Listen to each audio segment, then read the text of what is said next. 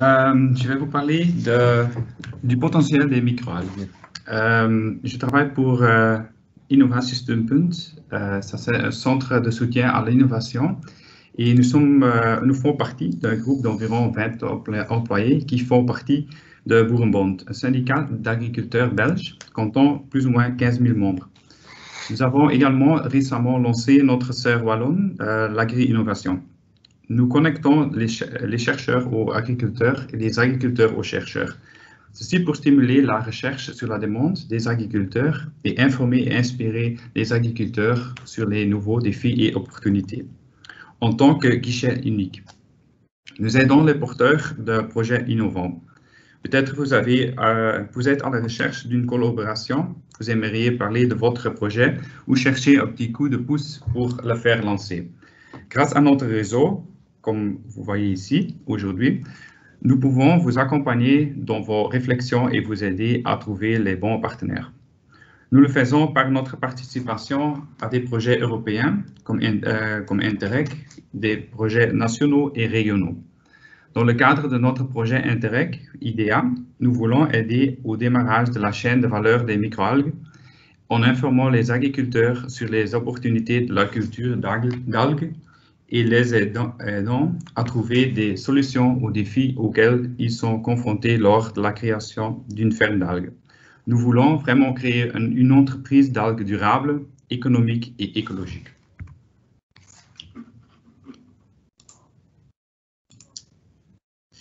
Alors, où nous voyons-nous? En fait, nous ne faisons aucune recherche pure, nous ne développons pas et ne commercialisons pas des produits. Nous sommes donc entre les deux, dans la vallée de la mort, comme on dit. On l'appelle comme ça car souvent beaucoup de recherches sont effectuées mais n'atteignent jamais les entreprises qui en ont besoin. Alors, ça finit dans la vallée de la mort. Par notre travail et notre spirale d'innovation, nous essayons d'éviter que les bonnes idées sont perdues.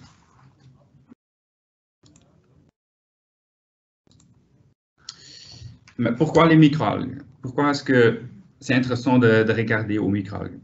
La première utilisation des microalgues par l'homme remonte à 2000 ans aux Chinois qui utilisaient nos stocks pour survivre pendant la famine. Les algues bleu-vert comestibles comme les espèces nostoc, spiruline par exemple aussi, sont consommées depuis des milliers d'années. Au début des années 50, l'augmentation de la population mondiale et les prévisions d'approvisionnement insuffisants en protéines ont conduit à la recherche des nouvelles sources de protéines alternatives. La biomasse algale est apparue comme un bon candidat. La biotechnologie des microalgues n'a vraiment commencé à se développer au milieu du siècle dernier.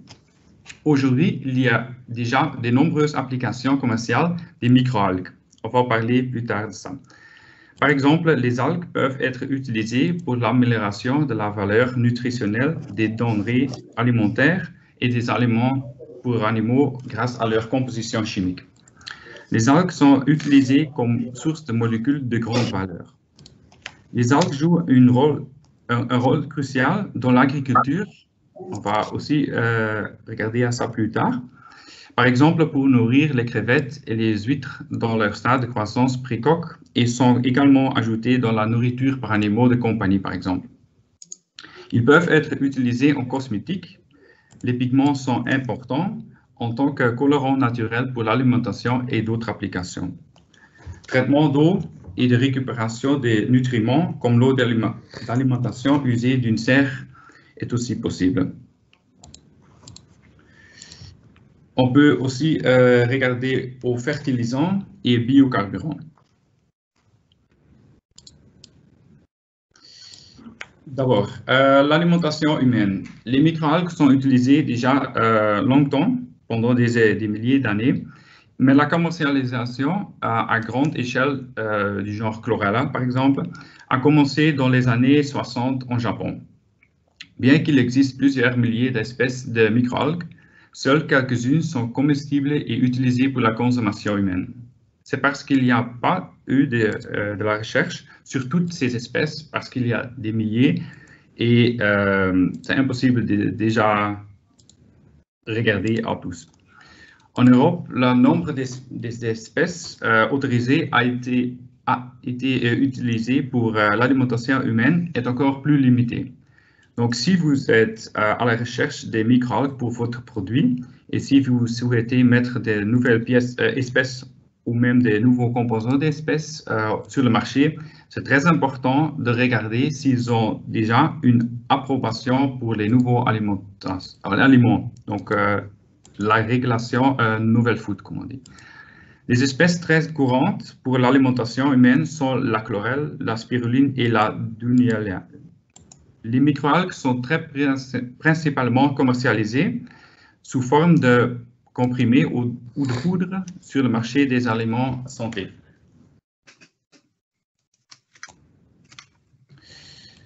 Donc, on peut l'utiliser comme sel complet, mais on peut aussi seulement isoler quelques composants spécifiques.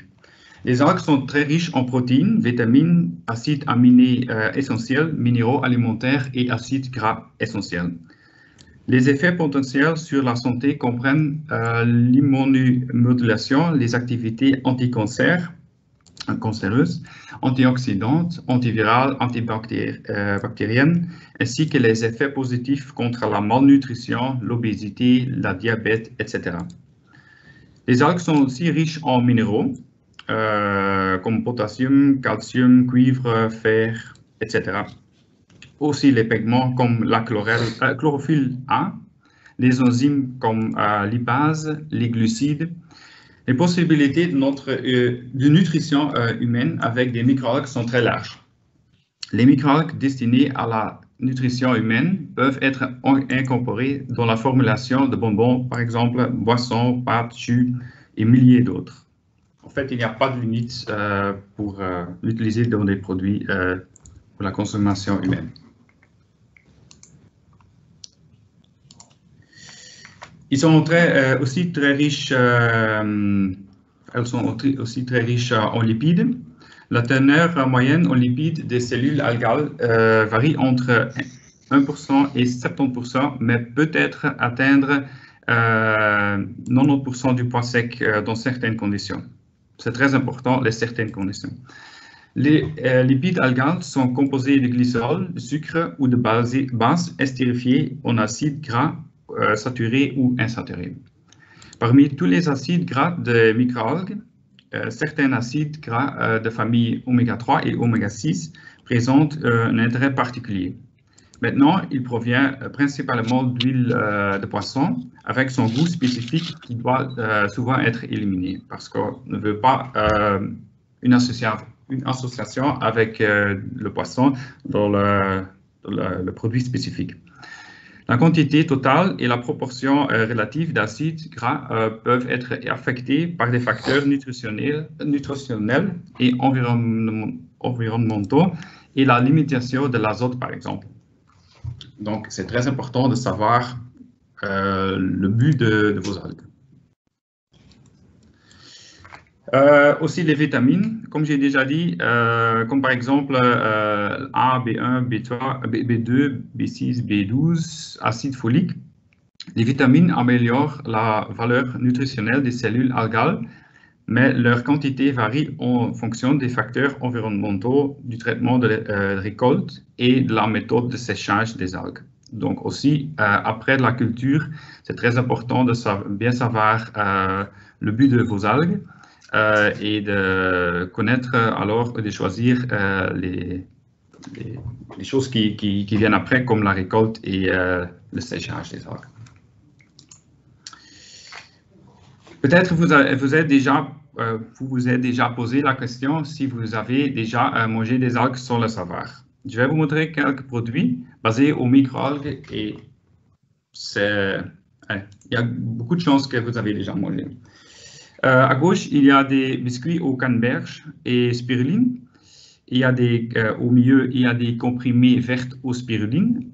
Et un produit très connu, ce sont les grenouilles blanc-vert colorées ou colorants aux bases de la spiruline. Donc, il y a beaucoup de des choses comme les grenouilles qui sont colorées par la spiruline. Il y a beaucoup de gens qui ne savent pas. Les autres produits innovatifs, c'est par exemple la crème glacée, comme ici. Ça s'appelle le Green Smoothie Gourmet. Aussi des barres au chocolat avec la spiruline, ça on se voit aussi. Biscuits végétaliens aux pépites de chocolat, matcha et la chlorelle. Ok, je pensais que vous en aviez discuté du coup. Et par exemple, Bertolini Farm, c'est un producteur italien qui a commencé comme agriculteur et vend maintenant des produits enrichis à la spiruline cultivée à leur.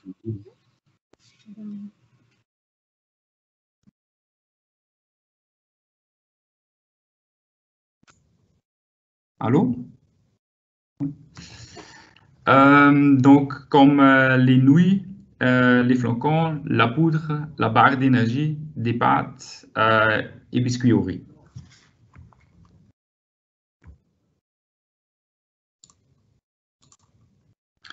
Alimentation animale, les microalgues sont aussi très intéressants pour les aliments pour animaux. La chlorelle est l'un des micro-organismes le plus fréquemment utilisés comme l'alimentation animale pour la consommation directe, donc dans son ensemble, par les larves pendant une période brève, les mollusques, les huîtres, les crevettes ou indirectement pour les proies vivantes nourries aux petits poissons. Donc, l'avantage, ça est nourrir des microalgues aux poissons plus grands évite également que les petits poissons doivent être élevés pour être mangés par les plus grands poissons afin d'assurer l'absorption des oméga 3. Les microalgues peuvent aussi être utilisés comme complément alimentaire pour animaux, par exemple Chlorella, Cynodesmus et spiruline, pour une réponse immunitaire améliorée, une fertilité améliorée, un meilleur contrôle du poids, etc. Dans notre projet IDEA, on va aussi regarder, on va aussi faire de la recherche sur ces effets. La cosmétique, c'est une approche très intéressante parce qu'il y a beaucoup de composants qui peuvent être intéressants pour la cosmétique. Les composants des microalgues, typiquement l'espèce Chlorella vulgaris, sont souvent utilisés en cosmétique. Les microalgues ont des compétences de protection solaire en raison de la présence de chlorophylle A. L'extrait de la chlorelle est également utilisé par l'industrie de soins de la peau, car certains composés de l'extrait de la chlorelle ont des propriétés anti-âge, rafraîchissantes, régénérantes, etc. Les microalgues du genre Chlorella peuvent produire des métabolites pour se protéger des rayons ultraviolets. Donc aussi, dans ce domaine-là, il y a des possibilités. Il y a déjà des cosmétiques à base de microalgues disponibles dans le commerce pour l'hydratation cutanée et le renouvellement cellulaire de la peau. Un autre exemple est un produit fabriqué à base d'extrait de Chlorella vulgaris qui présente des effets raffermissants, restructurants et contours des yeux, en plus de stimuler la synthèse de collagène.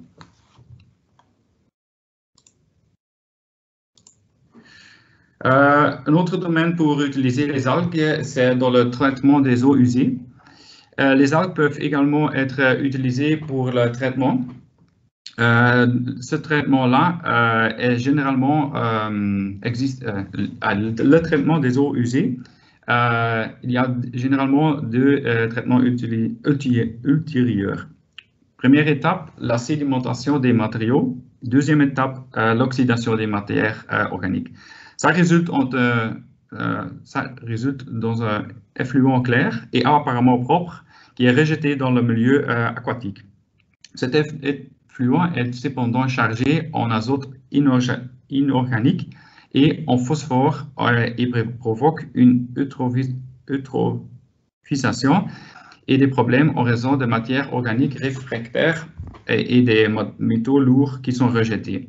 La culture de microalgues peut fournir une solution comme troisième traitement en raison de la capacité des microalgues à utiliser l'azote et le phosphore inorganique pour leur croissance. En même temps, la biomasse est produite qui peut être utilisée aux plusieurs applications. Les microalgues sont aussi capables d'éliminer des métaux lourds ainsi que composés organiques toxiques. Donc, pour ça, c'est très intéressant de faire contrôler les algues que vous cultivez sur les métaux lourds et des organiques toxiques. La chlorelle a la capacité de fixer efficacement le dioxyde de carbone et d'éliminer les nutriments comme l'azote et le phosphore. C'est pour ça que la chlorelle a été testée pour assainir les eaux usées aquacoles d'une ferme aquaculture.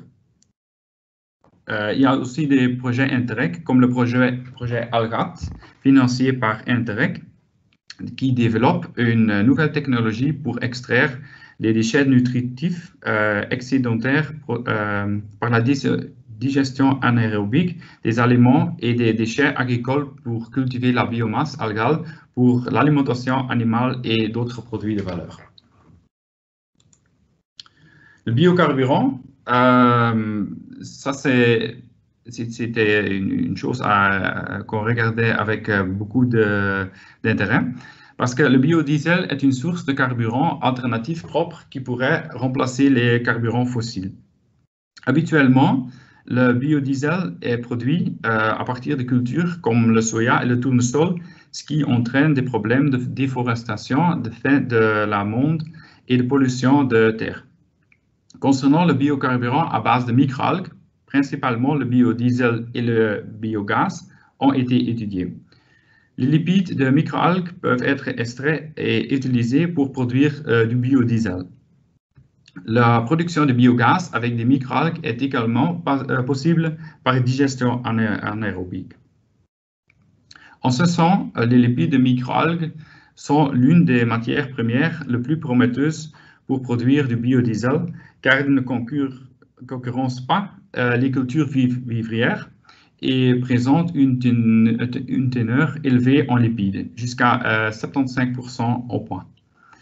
Cependant, le coût élevé actuel du biodiesel à partir de microalgues rend sa production à l'échelle industrielle irréalisable. Peut-être que l'utilisation de lipides de microalgues pour produire du biodiesel en utilisant le métabolisme mixotrophique de algues poussant sur les déchets agro-industriels sera possible à l'avenir. Ok, il y a beaucoup de possibilités donc, mais peut-être vous êtes maintenant intéressé à commencer par la cultivation des algues, mais maintenant les questions se posent. Comment est-ce que je dois commencer avec ça? Donc il faut d'abord, comme Marcio a déjà dit, il faut se poser quelques questions. Pourquoi voulez-vous cultiver des algues? Peut-être vous voulez récupérer des nutriments de votre eau d'alimentation de votre serre ou peut-être du fumier. Est-ce que vous avez un client en tête qui s'intéresse à vos algues? Une troisième partie qui est très importante, la destination de vos algues détermine plus ou moins tout ce que vous devez décider, comme quelle algue à cultiver, le système de culture, les nutriments, la salinité, le pH, la température, intensité lumineuse, méthode de récolte même, parce que ça peut causer du stress, teneur en humidité de produit final, etc. Mais comment est-ce que vous allez valoriser vos produits alors? Vous pouvez transformer dans votre propre produit, comme j'ai déjà dit par exemple Bertolini Farm. Vous pouvez aussi faire une nourriture pour vos animaux, mais ça apparaît d'être cher. Une utilisation pour sa propre aquaculture est aussi possible si vous avez des poissons par exemple. Et où vous pouvez l'intégrer vous-même au biscuit ou au smoothie par exemple. Vous pouvez vendre des algues séchées complètes, ça c'est aussi possible. Mais faites toujours attention à la législation relative au niveau aliment, donc le novel food.